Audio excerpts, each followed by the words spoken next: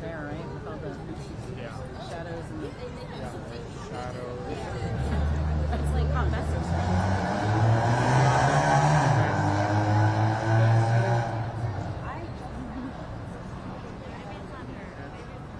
That's how it always is. Right. We're happy to shoot during the summer. I don't care about shadows. I want more shadows. Because I've been here and that sun's been bearing down on us. So it's been hot.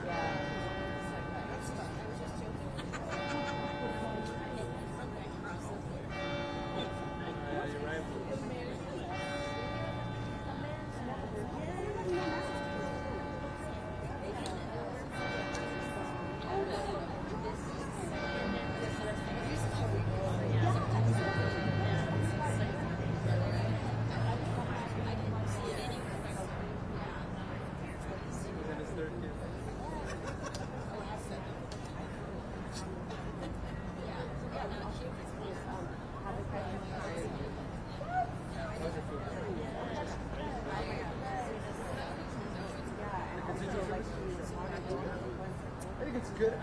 I don't. I think it's good. I also think there's a lot of footage. I think it is a good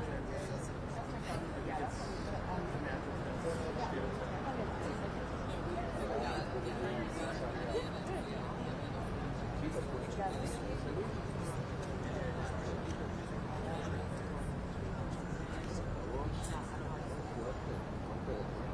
it's a natural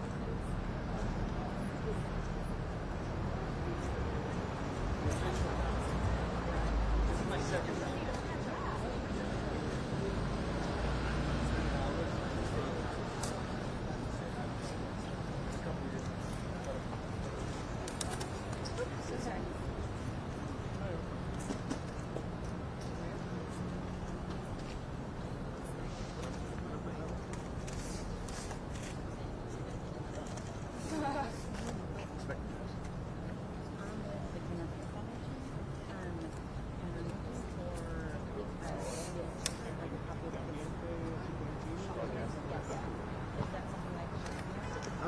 Not for me, but I can give you the address. Yeah.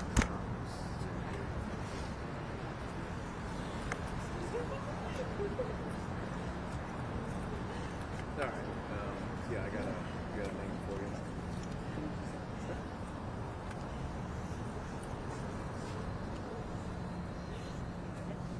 Okay, it's going to be Leslie, Leslie. And I'm just going to give you her email. Yeah, period. And then Mata, Mata, at charter.com. Spell charter for you. I got it. CHART.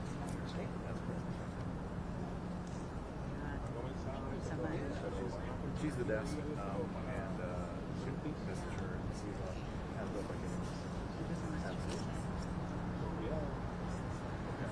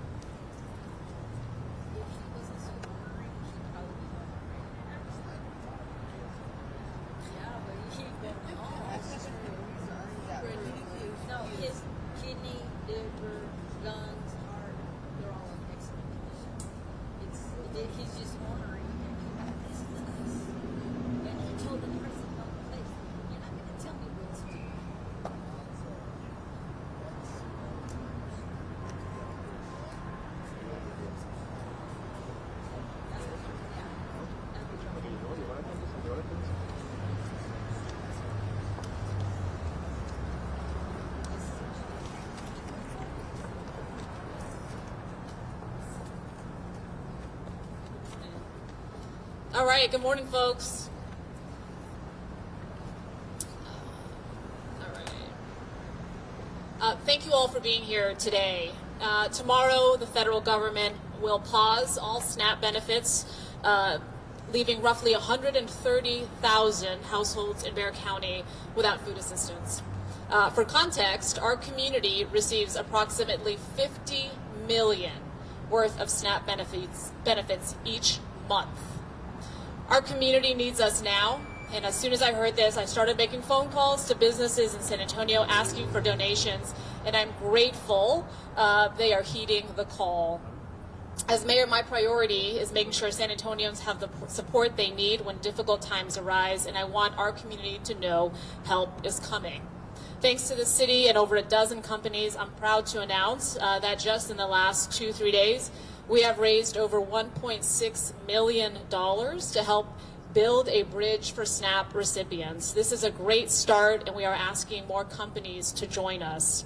We will distribute over $1.6 million in HEB gift cards to help seniors and vulnerable residents facing food insecurity and financial hardship during the upcoming pause in SNAP benefits. Again, each household will receive a $150 gift card, and the more we raise, the more of our neighbors will be able to help. The donations will be managed and financially administered through the San Antonio Area Foundation, and those interested in contributing can go to the Feeding San Antonio Fund page on the site now and give to this cause. The city is finalizing a distribution plan that will use existing channels to make sure assistance reaches residents quickly and fairly.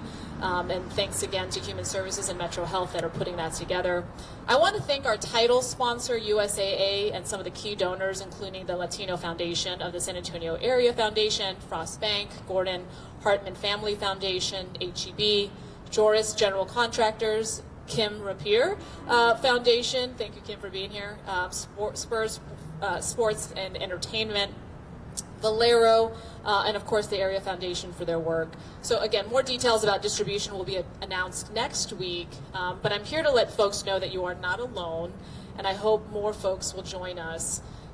You know, as somebody that, as a kid, relied on reduced lunch, right, for a portion of my childhood, subsidized housing, I know so many families, when they heard the news of those SNAP benefits being paused, were really worried about how they were going to make it through that next month. And so that's why I knew we had to act quickly, and I'm thankful again so many have answered the call. But again, there's a great need. Let me also just say, for those that in general are having a difficult financial time due to the federal shutdown, there is also relief when it comes to the utilities, right? So please call SAWS and CPS, ask about a payment plan. They are more than willing to do that. I have spoken with both Robert Puente and Rudy Garza, and that is something kind of similar to COVID, where there's not going to be disconnections and nor collections again. But please reach out to them proactively so they can help there. No person in our community should be going hungry in San Antonio. We're doing everything we can to make sure families have the support they need during this very difficult time. We know this is only the start, though, right? 1.6 million will help about just shy of 11,000 families. But again, we know there is great need. The more we raise, the more families we can help. We need the federal government to get back up and running, right? So the most vulnerable in our community can put food on the table. It is really that simple. I want to take the time to, again, thank some of the folks that have shown up today, given some of their generous contributions. And I'd like you to, if you'd like to share a few words, you're more than welcome to do so again. But about 1.6 million in just a couple of days shows how generous our community is. And we'll continue helping as many folks as we can. Okay. I'm going to invite Kim Rapier to join me. And if that sounds familiar, it's because I was just with her a couple of days ago, as they are also Kim is so generous with our community, one of the sponsors for the Raul Jimenez dinner. So Kim, please, if you'd like to say something. Sure. Now is the time for local businesses and everybody to step up. The private sector needs to give in and help these people that are in desperate need of food. This is about to be winter time, and it's very important that people step up.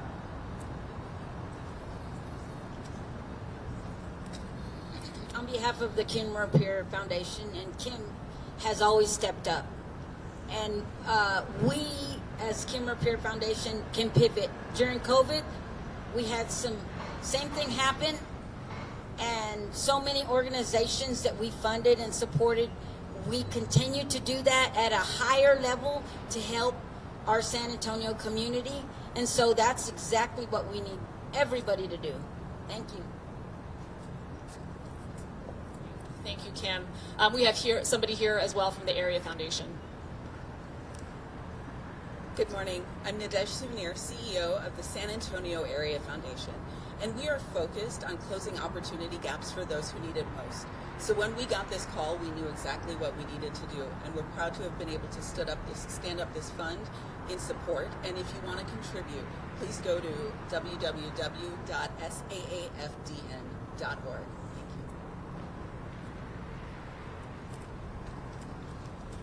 Good morning. My name is Patricia Mejia. I serve as a Chief Impact and Inclusion Officer at Spurs Sports and Entertainment. Thank you, Mayor, for your leadership. And I just want to let you all know that, as always, Spurs continues to want to find ways to contribute. We are all family, and in these moments, the most, we need to make sure that all of us come to the aid of our community. And so thank you for your leadership in putting this together, and thank you for the Area Foundation for holding those funds. And I invite everyone to come and join if you have the ability to do so. Great. Thank you again for being so generous. Happy to take a couple of questions, and if you just raise your hand, I'll call on you. Yeah, please. Well, so look, there is, to your point, still a lot of uncertainty. What we wanted to do is act and help people where we could, right? We know the difference $150 can mean for so many families. So the best thing, though, is for the federal government to get up and running as soon as possible.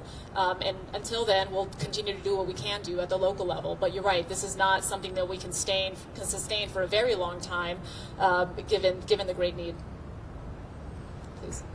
I know you said there are more details next week, but how do families who need access to this funding and get it done? Yeah. So we're going to be using we're going to be helping those folks that are primarily accessing these benefits currently through city programs, right? That is the most efficient way, the most effective way, and folks can be verified through that process. Please. Do you have any conversations with anyone at the state level about the state sorting out funds to help? We have not, but we will do that. Please. What's going to happen if you can't reach that $50 million that you talked about a little bit earlier? I know 1.3, like you said, is just a small portion of it. I mean, we are not going to be able to meet $50 million, right? We need the federal government to get back up and running. The need is too great. I'm thankful for those in our community that have already stepped up. And again, folks can donate on the Feeding San Antonio Fund site on the Area Foundation. But this is a bridge. This is a bridge. It's not the solution. The solution is the federal government being up and running again. Okay. Yes, ma'am. The federal judge could make a decision today Yeah. whether it is legal or not to cut these SNAP benefits. And I know it's a small portion, still billions of dollars still underfunded if it goes through Saturday. But if it does go, will these funds still be allocated? Is there still a need, even if the judge decides it is not right to make a decision? Well, we'll continue to monitor that. We wanted to act because it is unprecedented during a federal shutdown that these benefits would not be at least front-loaded or somehow got received by the recipients. So we are acting, and until we receive different guidance from our legal team, we'll continue moving forward, given the great need in our community. Yes. I couldn't hear earlier. You said something about it being distributed through the San Antonio Area Foundation and then also with local. So the San Antonio Area Foundation is managing the financial side, right? So people can go there, contribute. They'll purchase the gift cards. The distribution, though, will be managed by Metro Health and Human Services. It's the city infrastructure that will distribute those things. And additional details on that are coming next week. And also, sorry. Yep. The board, just to clarify, you said the city raised over 1.6 million, not 1.3. So Yeah. let me just say, it was the mayor calling and say, "Hey Kim, can I count on you for 100,000?" And Kim saying, "Yes, ma'am, you can," and I'm very thankful. Right? You know, Peter Holt, can I count on you for 100? Yes. USAA, can I count on you for 250? Yes. So this has been pretty organic, just kind of understanding, hey, we've got a need, how do we do it?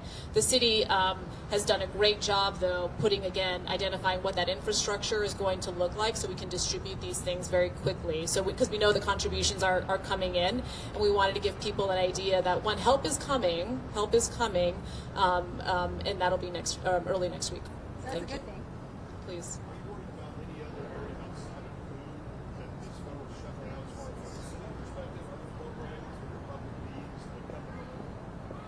Well, look, I mean, I am very concerned, you know, certainly food assistance when we think of kind of the hierarchy of needs, right, and given the great need in our community.